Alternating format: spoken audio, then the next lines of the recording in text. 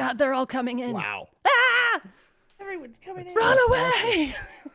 Now's your chance. Tana. Holy crap, Tana Douglas is here. Nice. Now I'm Look at all nervous. these fun peoples. Hi there. This is so cool. Hi, Tana. Hi, how you doing? What's Doing up? great. I've come to learn. I love The you. right place right I here. love you. Right, y'all. Hi, Thera. This is Hey, so hey. cool. Finished to work, so I could tune in. All right. Good stuff. Good to see you. This time we talk, so this is good. Yeah. Very cool. Cool. Let's give it a few for people to join, because if they're anything like me, it's been a crazy day and they're trying to end work to get on here.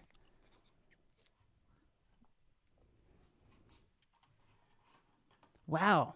Marcel from Greece. That's rad. Hi. Welcome Must to be- the must Ask be a little the bit later there. Experts. Yeah, I know. A little bit. I'd be sleeping. So I'm very impressed. Tiny bit. Hi from Germany, by the way. So it's midnight here too. So. Oh my goodness. Wow. Yeah. Very cool. That's awesome. All right, so we're letting some people just sign in as we go. My name's Laura, and I'm going to be moderating this epicness. How to produce a podcast, in case you don't know what you're here for. That's what we're going to talk about. But the questions that came in were insane. Like, they're just all over the place. And we have this awesome panel of people who know the answers to all the things, right? So we're going to just talk for the next hour. We're going to chit chat. We're going to find solutions to all those problems, specifically relating to podcasts. But yeah, let's see who else joins on. We've got Seattle. We've got Atlanta, Greece, Germany. I'm in Connecticut. Becky's in Florida. And I have Florida. Larry's in Connecticut. Right? Fela, you're in New Jersey, you said, New right? Jersey. Yeah. Joey, I'm Chris, not where far are you? from Fela. I'm just outside of Philly. All right, Right. cool. Chicago, New Jersey, Peabody, Peabody, Mass. Nice. All right, cool. Well, we can let These people- really are great questions. I was looking at these last night. I think they're just great. They're so awesome. They are. So those of you who submitted questions, we are very appreciative of job. that. Good job. Yes. You gave us lots to talk about. Nashville, Wisconsin, Chicago. All right. Cool. We got a party. How many people are on here? A lot. Thank you, Bunny. All of your setups are so cool. Mine was cool until my virtual cam died, but you know, there's You gotta go fantastic. DSLR, dude. I did. I had digital SLR. I had my Elgato, cam link, and it didn't look as good as my iPhone 11 going through Ecamm Live as my virtual camera, but it is not working. So this is my iMac camera. All right. Enough about that. Hello, everyone. Thank you for joining. I'm Laura Davidson. I will be your fearless moderator for this talk. And we're here to talk about how to produce a podcast. And we have 4 really cool people on here who have all sorts of knowledge from all different walks of life. And we're not going to just talk at you. We have your questions that came in ahead of time when you registered, which we really appreciate. You can also throw questions in the chat. And we will answer them as we go. I think this hour is going to absolutely fly by. But before we start things, let's figure out who we're actually talking with tonight. So, Fela, I want to start with you. And I could read your bio, but I want you to tell us all about you and your purple couch. Am I? Okay. Me and my purple couch. We're in Fort Lee, New Jersey, right beside the GW Bridge, which is right next to Manhattan. So literally 2 minutes from New York City from where I'm sitting right now. We're up to about a 4-person podcast. And we have 2 rooms, this couch, and then we have another 4-person table in the other room. And that's more of our live room. So we primarily focus on podcasts here at One of One Production Studios is the name of the studio. But we also record music as well because I have 20-year background as a front of house engineer, including front of house for Christian McBride for the past 8 years. Been all over the world with him. And the last couple of years, I decided to concentrate more on the podcast world, helping people do their own podcasts, doctors, lawyers, real estate people, all around. We also have a New York City housewife on Bravo, the new cast, Ebony K. Williams, her Holding Court podcast, which she's a lawyer as well. So it's a law podcast on pop culture stuff that's going down. So we record her podcast. She's now in another state. She uses our podcast kits that I'll talk more probably later on in this panel. And then we edit, mix, and master and put it out there. A new episode comes out tomorrow morning. Holding Court is iHeartRadio exclusive on Charlemagne the God's Black Effect Network. So we do all things podcast, with the original music we create for it to putting all the digital assets that's needed. And we'll get into that with the rest of the panel. So that's pretty much me. Nice. Fantastic. Thank you. All right, Chris, you're up next. Chris Leonard, next. everybody. How's it going? Yes, Chris Leonard. So I am currently director of operations at a corporate production company. For the last 10 years, I've been the director of audio there. And before that, I had a whole touring world before that. Anyway, so for me, podcasting is kind of a side fun thing. Maybe make a few bucks from it, but mostly it's just a side fun thing. I'm a co-host on the Signal to Noise podcast. We're on the Pro Sound Web Podcast Network. And we're coming up on our 100th episode, which is pretty cool. We're going to be giving away an Allen Heath SQ5 console, an Audix mic package, a bunch of other stuff. So make sure you go check that out, signaltonoisepodcast.com. And we talk about everything from broadcast, anything audio. So broadcast engineers, front of house, monitors, touring, recording, all that. It's kind of a casual, laid-back thing. And then I also have my own project called How We Got Loud. It's the history of sound. I'm documenting the history of sound, going back as early as I can with people who are still around. And that's more of a solo project. Again, just kind of a labor of love. I'm just trying to leave behind the legacy of making the ultimate history of live sound documentary in audio form, and then eventually more in website stuff as well. So that's a nutshell of kind of what I do. Nice. That's a good nutshell. I like that. All right. Larry, you're up next. My name is Larry Milburn. I host the podcast Roadie Free Radio, which is a behind the scenes look at the music and film industry with a particular focus on the live touring professional. And I'm coming up on my 200th episode. May will be 5 years doing the show. I produce a podcast for a corporate client of mine out of New Jersey, Triangle Manufacturing, which is called We Are Triangle Podcast. And that's like a look under the hood of this medical manufacturing company. I produced another show last year for another client of mine. I'm also a filmmaker, so I have corporate clients I do stuff for. And then whenever I can, I try to pitch them that they should be starting podcasts. So I did that one. And then I haven't officially launched it, but I will let you know that there are 4 episodes out of a new podcast that I have called Follow Your Drishti, a yoga podcast, because I'm now a certified yoga teacher. And so I've released 4 classes of pre-recorded episodes of classes that I've taught up until last week, basically. And I designed that show to be, at this point, super stripped down. It's basically the Zoom recording. And then I do a 60-second intro just to tee up what that class is and what we did in that class. And it's a way to sort of keep myself accountable as a teacher, as a new teacher, to be able to listen back and see like, okay, do I know what I'm talking about or not? And then also to put out some free yoga into the world for people who want to do it. And then I have some ideas, hopefully down the line, to grow that podcast. But the primary show right now is Roadie Free Radio, and it's changed my life. It is super cool if you have not checked it out. And so is Signal to Noise. I'm a huge fan of both of those. And then Beckie Campbell, who is a dear friend and happens to have the Sound Girls official mascot behind her, Yolanda. Tell us about you, Bex. Go for it. We started the Sound Girls podcast just because we were bored during COVID. So I'm That the is host not. of this. Is that why? It's That's true. It's okay. totally All right. true. And so I'm the host of the Sound Girls podcast, and Susan Williams is our co-host. Susan and I have been friends for quite a few years and worked in the industry together. And it all kind of came out of an expo that we had started and done in Orlando with the Sound Girls. And we had a panel discussion that just went on and on and on with questions, and it there. was Yep. super fun. And we ended up laughing a lot too, and having a good time and learning a lot from one another.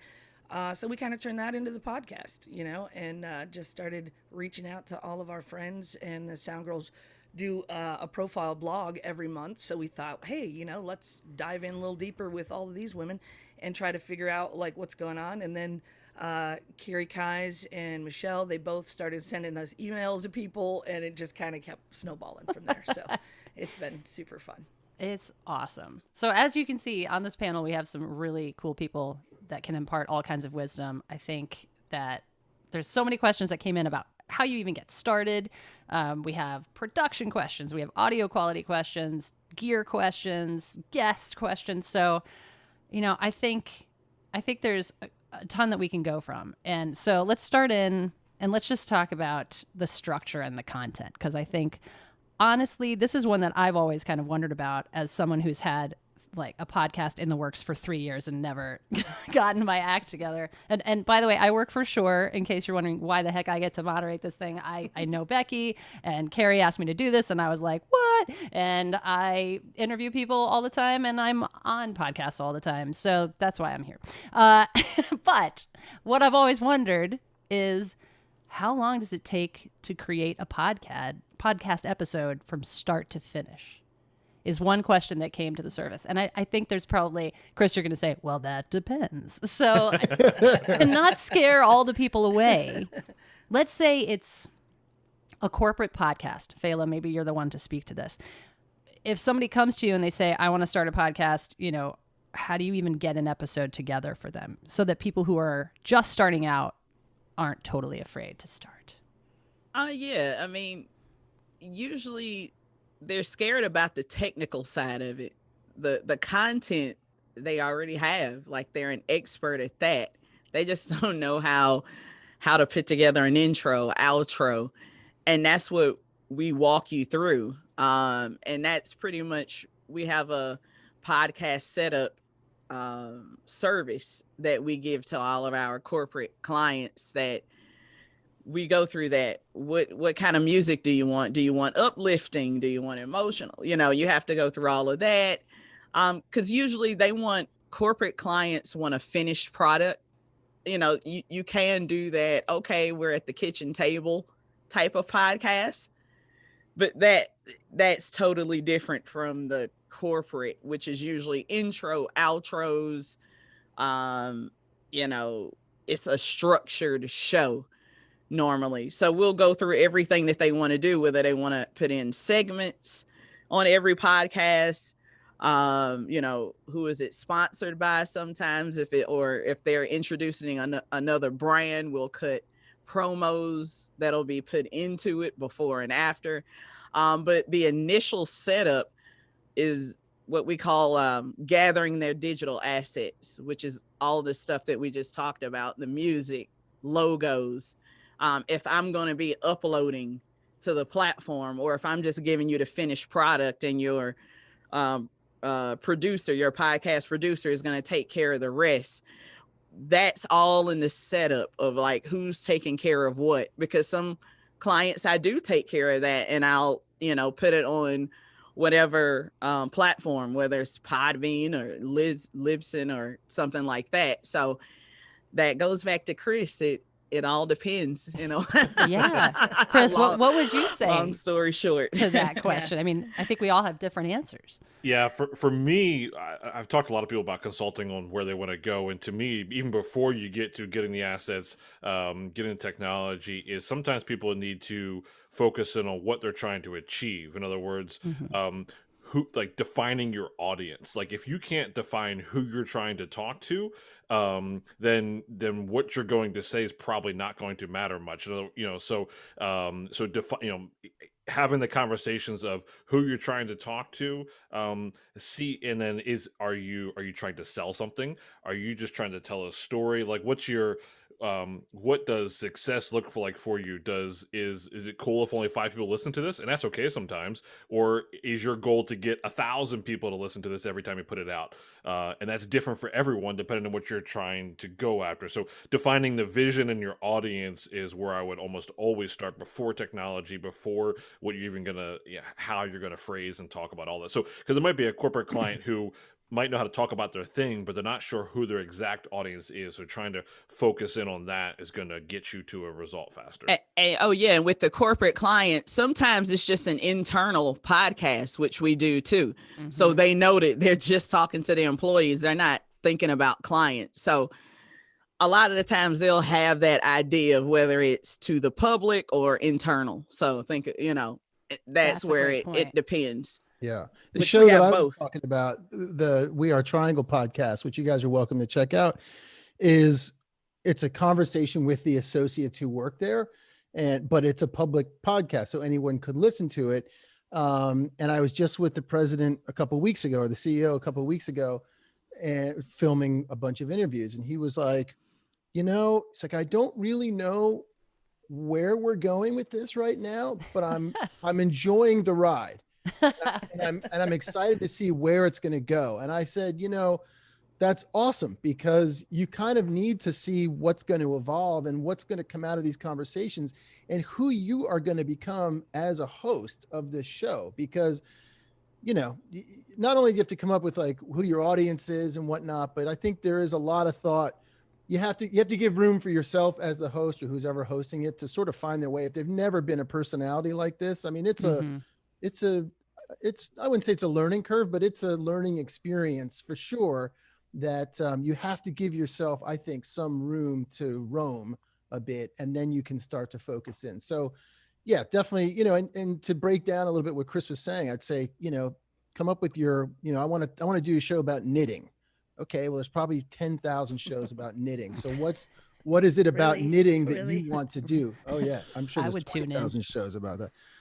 What is it about knitting that you bring to the table? And just start writing these things down, and then after a while, you'll start to see some consistency in what you're writing and a pattern. And then that will become your, the tagline of your show, really. And then you sort of know, okay, well, that's my audience are, X, Y, and Z people that like knitting.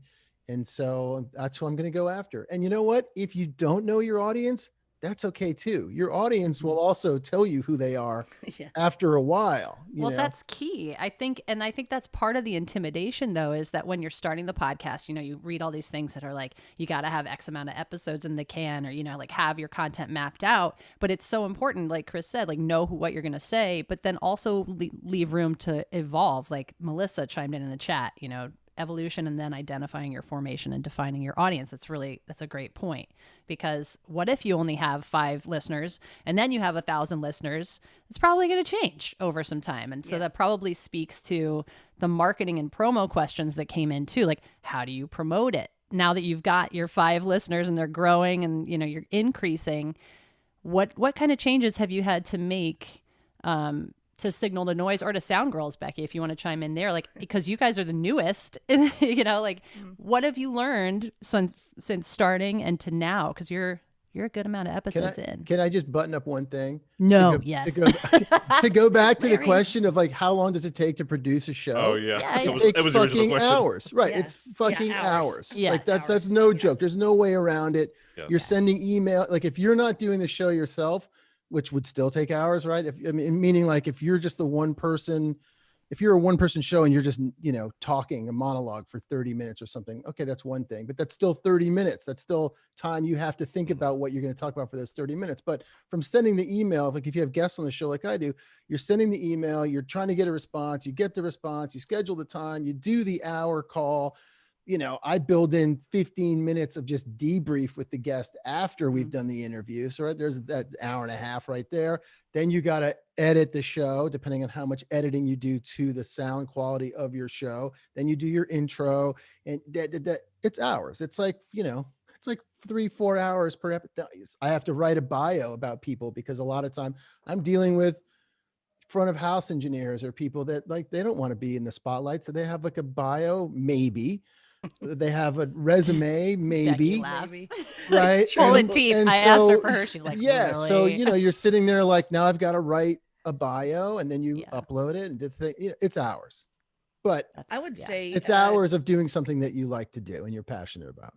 we do a half-hour podcast, and I would still say we're running 5 to 6 hours a week just in the prep for Yeah. one guest, So I would say it's probably 10 hours easily per episode. Yeah, that makes sense. Let's put it this way. It's enough hours. I don't tell my wife how many hours it takes to do one episode. Yeah. Copy that. That's probably fair. All right. Well, so the now marketing. speaking to the marketing side of it, or like as you're gaining some momentum or recognizing trends, Becky, what have you seen with the Sound Girls podcast? Do you have any? We're evidence? just starting to dive into the marketing part of it. We're actually going to hand the podcast off to 2 other hosts this year because that's part of our vision is to be able to raise up the next generation and hand them things that are already in place and ready to go. So I'm going to kind of pull back a little bit from hosting duties and start working on marketing and sponsorships and things like that. Nice. I think it takes a team to do that. I think it's a lot for one person or 2 people even. To do all the things like you said. I mean, 10 hours on the podcast, and then you're going to write sponsor letters and talk to marketing people. That's another probably 5-10 hours, in your week. So it can become a full-time job if you keep going, for sure, if you don't have a whole team behind you. Yeah, that makes sense. Any favorite distribution services? I mean, do we want to go down that path? Because I'm wondering about analytics, Chris, if you have any. Yeah, so I mean, before you get to analytics, I think you talk about marketing and getting the word out. It's for any podcast, unless you're a corporate client who just wants to dump a ton of money into physical ads. It is pure grassroots. Yes. It's gonna just, it takes hustle, and your friends or whatever are gonna know, and it just is what it is. And I don't care how often my friends see how much I post about my podcast or the thing that I'm involved with. Like it's a chain reaction thing. You should get people talking about. When you're first starting off, it depends on how connected you were originally to your audience. In other words, I happen to be, specifically in my world, audio world, I was relatively connected pre-Signal to Noise, right? In terms of either LinkedIn or Facebook. I just had a presence because I book a lot of freelancers. I stay in a lot of communication with a lot of people. So I had a little bit of network that as soon as I start sharing things, it's going to spread pretty quickly. But things like Facebook groups or Discord groups, like group-like things inside of social medias will repay tenfold compared to just straight-up pages if you don't want to, spend all your money away on ads. And so growing a community, for Signal to Noise at least, was very important to me for a twofold reason. One was, yes, I want people to listen to the episodes, but like we are trying to develop a community of like-minded people within the industry who are willing to bounce off ideas of each other and grow each other internally. It's kind of what the podcast is about. So but that might not fit the mold for some other things. So for us, it was about building that community and getting them engaged and talking. That's quite frankly been pretty hard when there's been no gigs. Right. So Yeah. I would feel like our group might actually like explode when gigs come back, which I can't wait. But that's beside the point. So the marketing side, short of just dumping a bunch of money into ads, which can work if you have the money to do it, it's just a very grassroots, and don't be afraid to just bug people and invite people to a group, invite people to a page, and share. That's great advice. And part of Definitely. marketing, I find too, is to make sure that your guest is also doing their part to help get the show out there, their episode out there. So by following up when the show comes out with an email, that morning, every episode that mine comes out, I send the guest, hey, guess what? Your episode just aired today. Super exciting. Here's every single possible link ever in the world that you would want to share this episode. It's right here for you. It's so easy, And so just doing those little things too. And it just takes time. It literally just takes. But that's important to We do make that it so too. shareable. Yeah, Becky, you did that. Send the email out after the day the podcast is going to air with a graphic they can use, so it matches our graphic too, and links and stuff like that. Yeah. So. And all of that, I have a podcast too. I forgot to mention actually. So much going on. The Art of Music Tech, which I've had going for 3 years myself as well. I used it as a way to actually meet who I wanted to talk to in the business. So We're all nodding. it's also having a reason, we were talking about a reason to do something.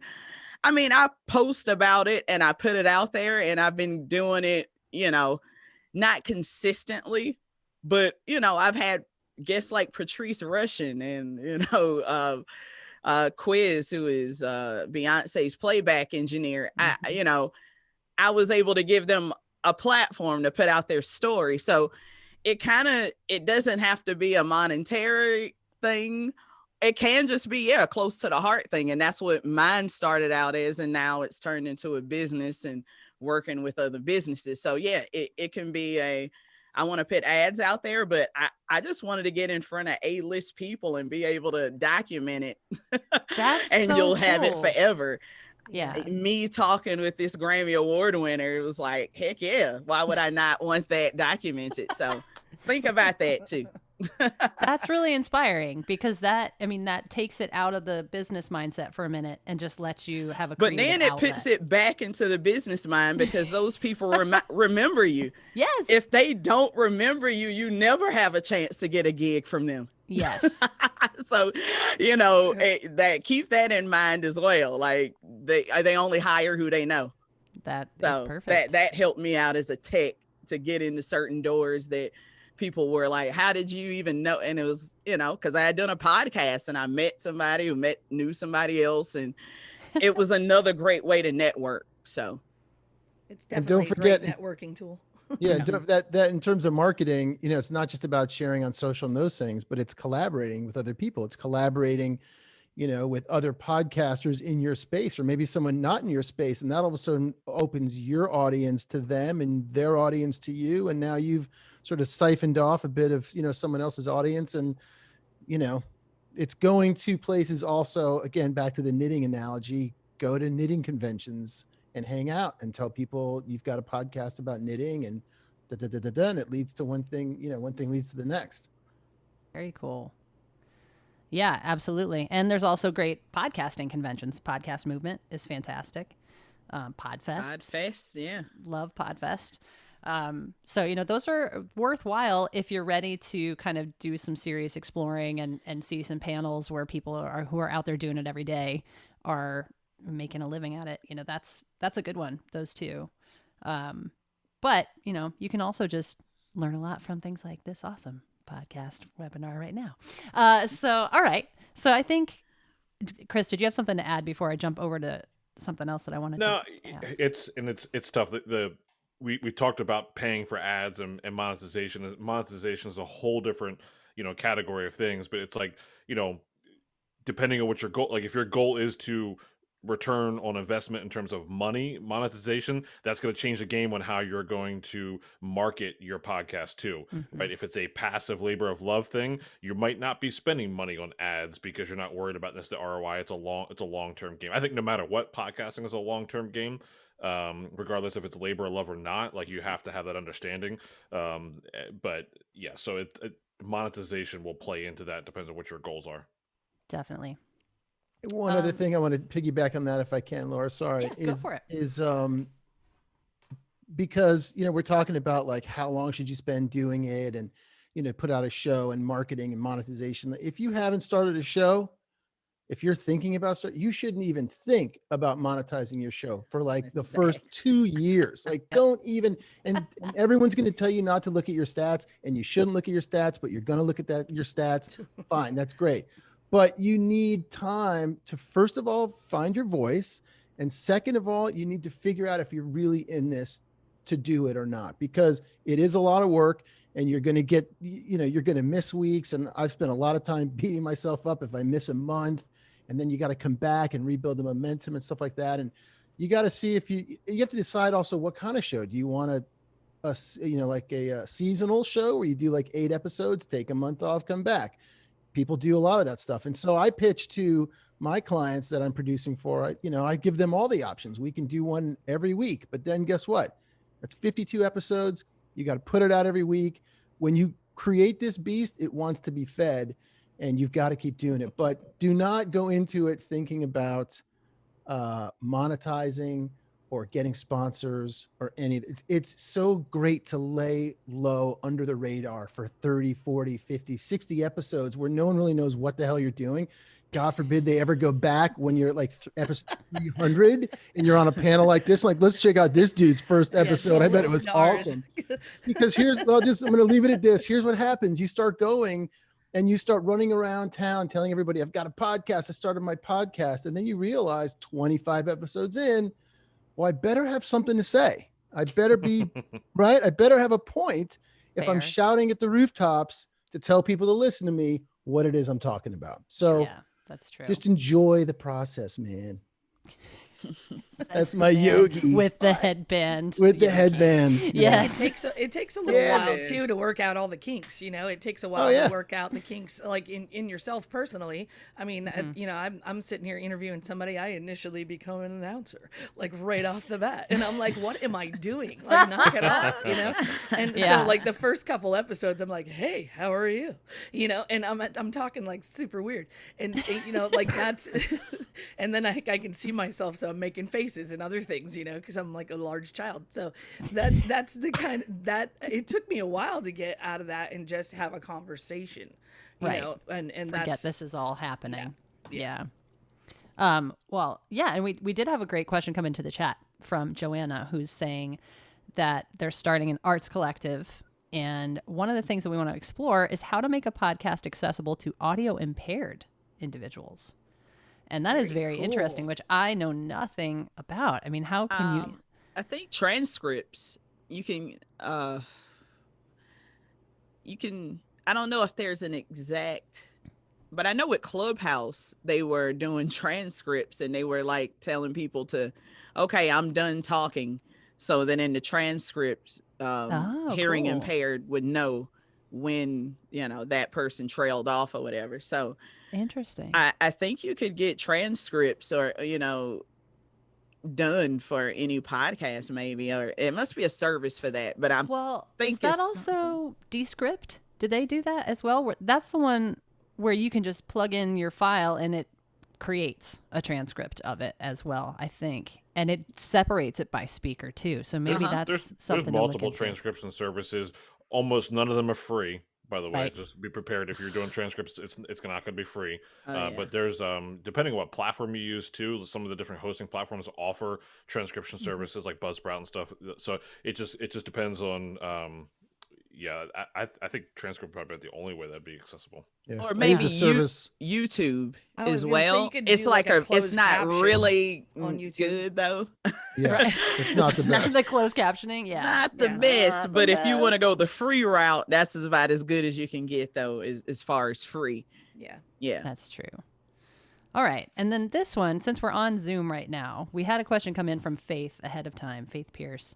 How do you go about getting quality audio when interviewing people over Zoom? Chris, are you doing that for signal to noise, or what do you guys? Yeah, so we don't use Zoom. We happen to use we've used like just about every platform there is. Yeah. We currently use Riverside. FM. That's the best. So there's various reasons why you use different platforms. So we started off using Zencastr. Actually, when we first started, we were using Skype. This was like, a year and a half, 2 years ago. And we were doing what we call the double ender, which is basically everyone records on their ends and you have to merge it at the end. There's that, and I'm running like audio hijack to get remote callers off who didn't do double ender, all that stuff, right? Fortunately, the game has progressed. We eventually started using Zencastr when it was in an audio only format, which basically it records a local WAV file on each person's computer without them having to do anything. So if you have, non-audio people who call in, you can get a nice local recording. It uploads it. That was great. The downfall of that was you couldn't see each other, right? And it's a lot easier to have a conversation. You can see each other. So we started exploring other things. And since we're an audio podcast, we're trying to still maintain that audio quality, which is why we didn't really do Zoom.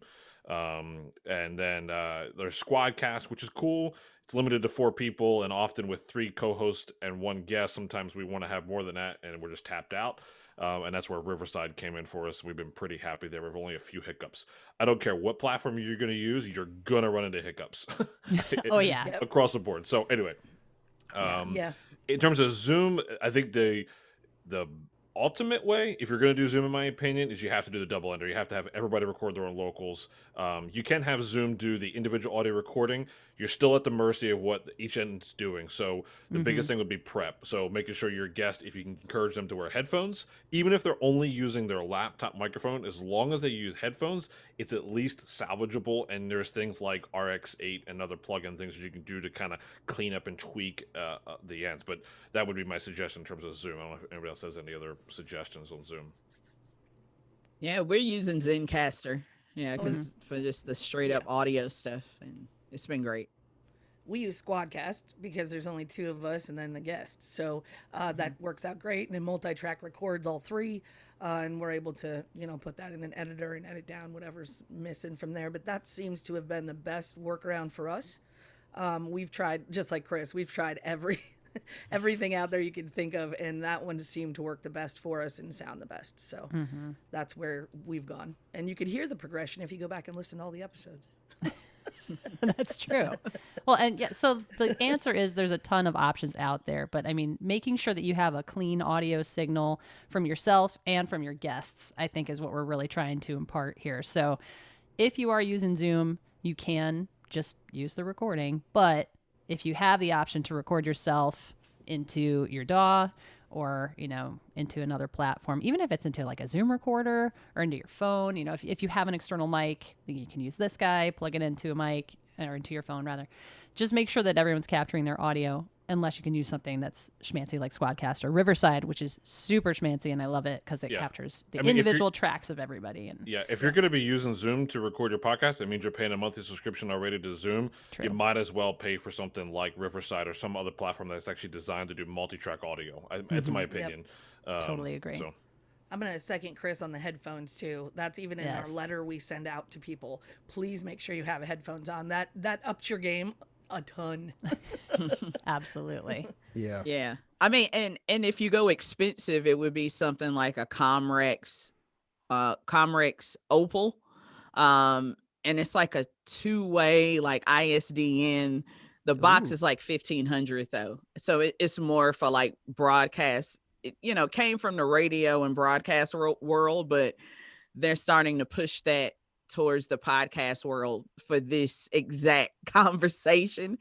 So it would be something like I'm looking to get into for the studio, because we just have so many people coming in and out. So yeah, that's the ultimate, kind of.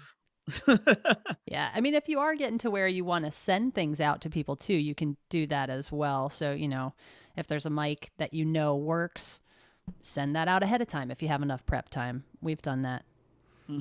Yeah. Well, along the lines of audio quality, I think, and this is one of the questions that kind of came in, or it's a very common thing in terms of podcasting. People they worry about the technology they need to have.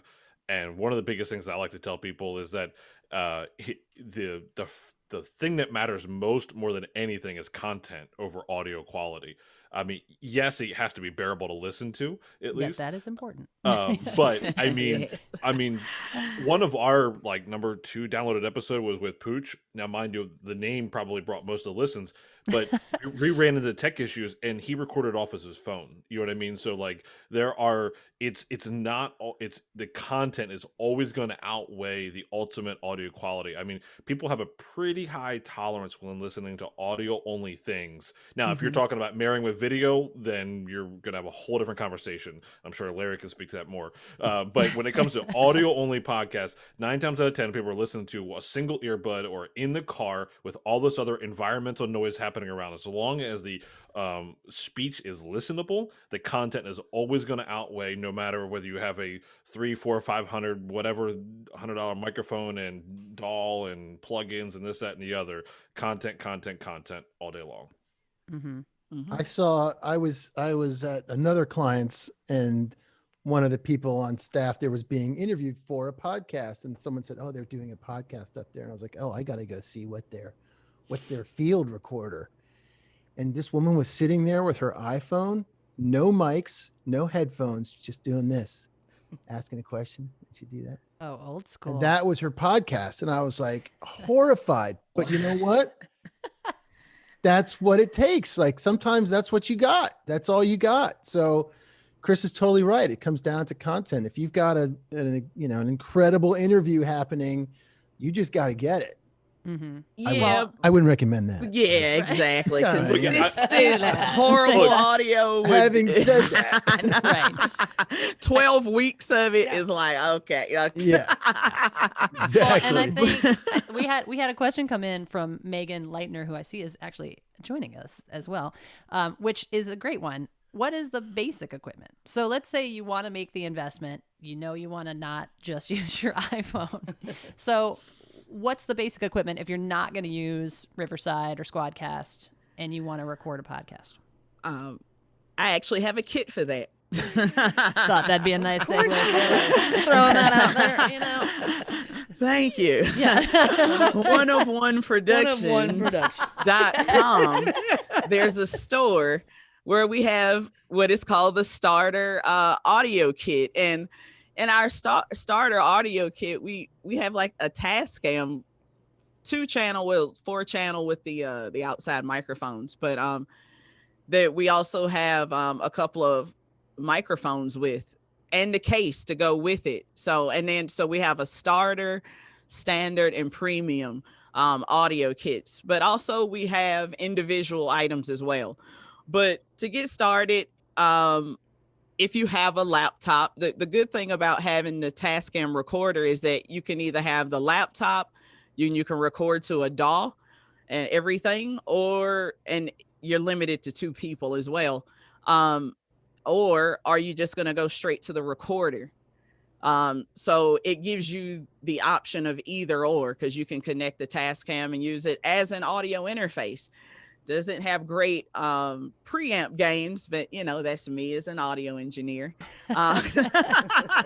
Because on the next level we go up to Focusrite. Yeah. To the Focusrite interfaces, but you do need laptops with that. So it kind of depends on how you're gonna flow with your podcast. Is it gonna be a remote thing? Which if you want to do a podcast on a mountain, then you definitely just want to take a Tascam and not have a laptop out in the wilderness with you. Mm-hmm. So it gives you the options. You really have to think about how and where you're going to do this. So a thing to record into, whether it's going to be your computer or a portable, portable standalone, mm-hmm. a microphone, Mm-hmm. or using the mic based on the device that you're using. And then headphones we talked about, which are included in the kit, and then some sort of DAW to then edit your podcast within. Yes. And Chris, backup, and a backup for the backup. Yeah. Mm-hmm. So if you're not already doing a double ender, or if you're not using a service that does a local and a cloud recording at the same time, where that Tascam comes into place, or whatever little Marantz or whatever insert name company here. Yep. There should be some type of backup, because I'm guaranteeing you somebody's going to screw up a record somewhere or forget to hit record, and you're going to lose the best interview you've ever had. Yes. If you're in podcasting, it's going to happen to you at some point. Yes. Backup. Yeah. So maybe 2 Tascams on that mountainside. So we'll see. It says by 2. If you're recording on Audacity, or again, if we're talking basic, you're recording a free program. True. The Tascam is in your backup, right? So that's where those mobile recorders plus your DAW at the same time, that can be your backup. There's many ways to accomplish a backup, but backup. Yes. Okay. So hopefully, Megan, we answered that question without completely confusing you even more with more options. Don't spend a lot of money when you're first starting out. Yes. Don't I do I it, got it. man. Let me see. Hold on. Don't Very do- true. I was gonna say, where's the little guy? I have We're it gonna right pull here. it out. Yeah. The little Shure microphone that Yes. you can plug right into your phone. This is the MB88 I was gonna Plus. say, I've had that thing on me for at least 2 years now. It They're works. so awesome. I've been using those to record my my little promos on Fridays that I put out. I just pop my phone into that thing, plug it in, and go. It's awesome. Yeah. Nice. Yeah, it comes with a little like kit, so you can put it all together. So that Fela made me think of it because, like, if you are in the wilderness and you want to record a podcast, this is gonna be a good one because it also you can switch the polar pattern, change it over to mono bi-directional, You just and went from I'll have get a- that from into the mountains to store. wilderness. yes, mountain wilderness podcasting. Yeah, About- get the about MB88 knitting. Plus in there about knitting. Knitting Knitting. Yes. I like quietly Yeah, by the fireside. So. ASMR knitting Crackle, crackle. in the wilderness. it. Eating tacos. Now we got all of us in Oh, I know all of this. full circle, full circle.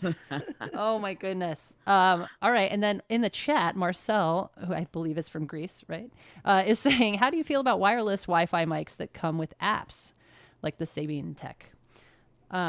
Who wants to take that one? Because Is that like the Rode Wireless Go? Would that be part of that? yeah, it's kind of like that. Yeah. Good anyone for use it? promos like Larry was just talking about, but for an interview or something that you're depending on, never use wireless. I wouldn't either. I mean, Not Bluetooth That's- wireless, that is. yeah, especially Bluetooth wireless, but even coming from the live sound world, it's like, you'd rather go a little hardwire just to make sure, Yeah. and then still have your backup. Yeah. Exactly. Yeah, you're gonna have your like in studio setup, and then you're gonna have your, hey, I'm going on the road to grab this interview setup, and Yes. it just never ends. I know it, and that's true. But Larry's advice is good. When you are just starting out, don't overthink it. Don't go crazy. Don't spend tons of money. So Yeah. I mean, there's my plenty. go-to starting out mic, and I'll just put this out there. Sorry, Laura, is it's a starter mic. It's a starter mic. whatever, it's fine. is Throwing the the- link in the chat for the 88 plus anyway. 'cause somebody Is asked. the right, Oh, exactly. Do it. And So for the there. audio kits too. Yeah. Yeah, is Yes. the Samson Q2U. It's basically an SM58 with analog, USB, and a headphone jack and an on-off switch. It's built like a tank. Like if that you could just like throw in your bag. You don't need a case, nothing. Boom, it's great, and off you go. $60. It comes with like both cables and a mic stand. And I tell people to start with that, and then you move your way up to the Shure, MV7. Which is a killer mic, which I'm not using right now. I'm sorry. It's in my Yeah, other you're setup. dead to me. It's fine. Whatever. It's part of my other it's- setup. It's in my online store though, Laura. There you go. You can Thank you, purchase Fela. it from One of One, which Sarah just put the link into. Thank you. Yes, Thera for the win right there. Yeah, there's all kinds of things you can get, but you know, you Don't spend a lot at first. Yes. All right, let's see. So this is crazy, guys. We've got less than 15 minutes left. We're gonna give him an extra 10. We're gonna We're going for an extra 10. Go You for guys it. earned Let's Do go. it. Do Let's it. in it to win it. All right. What other things are coming in? So to the chat? content structure category, I think, is a good one to Yes. hit because we talked a lot about technology and stuff. So yeah. Yeah. Yeah, absolutely. To summarize some of the questions that came in, sorry, Laura, I didn't mean to take over the host here. I'm not trying to. Oh, sure. No, it's cool. Whatever, Chris. I just thought Joanna put something in the chat. This I is got what happens when distracted. you get a I'm fired. podcast full of podcasters. Yeah.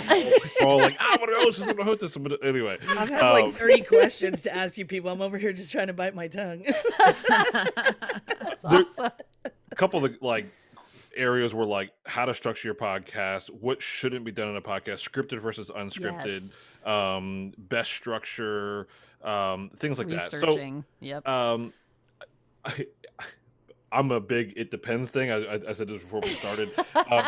It goes back to what is your vision of either who your audience is, what your style is, right? So I'll just give the two scenarios of what I do on a day to day. So signals and noise. We do little to zero prep. We don't send questions ahead of time to the guest. We treat it as like, hey, we're sitting in the back of the tour bus at the end of a show or at a Denny's after the show, and just the same way we'd have a conversation talking about audio, we're gonna, oh, hey, how did you group this stuff and do sidechain compression, this, that? Oh, cool. Where did you have tacos last night? But that's the vibe that we have, and our audience digs that, and it's consistent. And so as long as we stay consistent in that, people know what to expect from that. And that's okay because we've learned how to be conversationalist in that style. Whereas I have a documentary style thing where I spend sometimes multiple hours of phone calls with people ahead of time. I'm researching, I'm reading books. I have a team of people researching. I now have a laundry list of questions. I would go through that. So there's not a right or wrong. Length, there's not a right or wrong. If people don't want to listen beyond 45 minutes, I don't care. That is up to them. Podcasting is very passive. So as long as you're okay with knowing that your audience might not make it to the end of the episode, I don't care. I'm having this conversation because I want to have this conversation. Whereas if your goal is from a marketing and you need to make sure everyone gets into that bit of it, well, then you're probably going to tailor your length of your podcast to something more consumable in that 15, 20-minute length. It really, so there's not a lot of right or wrongs. It's a matter of figuring out what works for you and what the audience you're trying to get out of it. That'd be my short synopsis on structure and content. Yeah, that's great. Yeah, we do like a little form that we send everybody when we invite them, and let them know, like an intro letter. And we have questions that are on there, like sample questions. I don't know that we've actually ever asked any of the sample questions, but but they are there. They are there. Just so you know, kind of list, like, these are the kind of questions that we're looking for. We're going to ask you a little bit about your background, and we're going to ask you a little bit about, like, what's your favorite coffee, or go-to beverage. That's always in there. Like, we have a couple questions that we always ask, just to kind of start wrapping it up, and it just kind of produces a little bit of fun at the end of the episode. And so that's something we kind of fell into doing as we were going also. Mm-hmm. And that's great. I think also, like, listen to your favorite shows. Listen to a bunch of shows that aren't even your favorite shows. Like, just listen to a bunch of shows, see what type of format speaks to you, and think to yourself, okay, how'd they do that? Can I do that? Mm-hmm. That's the one I like. I'm going to do that. I mean, my show is basically, I started, 5 years ago under the radar listening to Mark Maron, and he was just popping at that time. And I was like, I could do that. It's an intro, music, the show, outro, you're done. I was like, okay, great. There's minimal editing in the middle. It works for me, and I've stuck with that. Right, you're making content that you would want to consume, and that could be a different thing for people like in Fela's world in terms of you're some of the content you probably have to work with. You probably can care less to actually listen to. You're pumping out a business to get the content out there. It's completely different as rest of us are maybe kind of more our own or making our own content as opposed to editing. So they're kind of two sides of the world when it comes to podcasting. Yeah, because I mean, I have my personal podcast, and I came into it through Adam Carolla podcast, and he was kind of like Mark Maron. It was just like the interview, and it was loose, and that's how my podcast is. It's just, it was just kind of what I liked. And now, we review gear, but then we went interview musicians and engineers. So yeah, it just depends, and that's the fantastic thing about podcasting is the creativity of it. There is no wrong way to do it. And it's okay to change. Yes. Right? Yes. Okay, like, you can do an hour show for 3 years and then go, you know what? This is ridiculous. No one's listening past 45 minutes. I'm going to do a half-hour show and knock it out and be done. Yeah. Like, there's no rules. Yeah. And I have 90-minute shows and 15-minute shows. So and people have liked length. Both. Yeah. It's whatever. No perfect length. Yeah. Yeah. And I would just say on that too, real quick, like, don't be seduced right now by the fact that podcasting is such a popular format, because podcasting wasn't started as that, right? It's been around for 20 years or something of people like us in our, Wayne's Worldian basements doing a show that we think is cool and like we want to listen to. That's what it is, really, And if you get seduced by like, oh, I've got to have a treatment and someone's going to give me money to do my show, or it's like, come on, no. You're I just picture myself avenue. As Christian Slater and Pump Up the Volume. I mean, anyone exactly, else? Anyone else? Exactly. Pirate radio. Yeah, Heck radio. That's exactly. It's like pirate radio. Talk hard, man. Talk hard. Yes. No, that's true. It didn't start off as a mainstream thing, and it has become very mainstream. And I think it will be interesting. I think one of the questions that came through ahead of time is like, how has production shifted in the times of COVID? I want to know how our podcast's going to shift post-COVID, because like all these ones that have come out, all the corporate level ones where people had time, then are they all just going to kind of like disappear slowly, and then all the cool ones will remain? Like, that's what I'm dying to see. Any predictions? Yes. Yes, that's your prediction. No, I think they will, because I think people are going to realize like, I don't have time to do this all the time. That's what I think. I don't know. I think mean, so too. Chris I think has a a lot are team gonna of like fall off. 30 people he's been talking about who do all his research and shit. No. Hold on. That's a little blown out of Busted. context. I mean, I'm just one man with a headband. I can't get this shit done. It's so for Signal to Noise. I mean, there's a lot of us, like, Larry and stuff, and this is no knock on Becky and Soundgirls. So we were doing this pre-COVID. So I think we had a rhythm and system in place of how we're able to manage this in the quote unquote real world of things. So yes, it'll definitely be interesting to see how people, and I think Becky has this worked out in terms of passing it on, right? I think that's probably part of it, is Becky probably hopefully has some work coming back as to why she's trying to get. She does, yeah. I'm trying to get this off my plate. So I that's what it boils down to. And so yes, I think the people who realize that that this is, no matter what's going on around them, that they want to keep this going and are in it for the long haul, they're going to continue. And I don't think it would necessarily be wrong of those who just want to start something for a period of time. Try it. Look, go for it. Like, just do it. Don't sit, like, Larry said this earlier, don't sit around and wait. Just try it. Like, there's no harm, no foul. Yeah, so we did. We just jumped in and tried it, and it's been amazing. I mean, it's one of the coolest things I can say that has come out of COVID, for me anyway, and for a lot of our guests, to be able to just talk about where they are and what's going on, and to get back to it, and keep encouraging one another, I guess, has really helped too.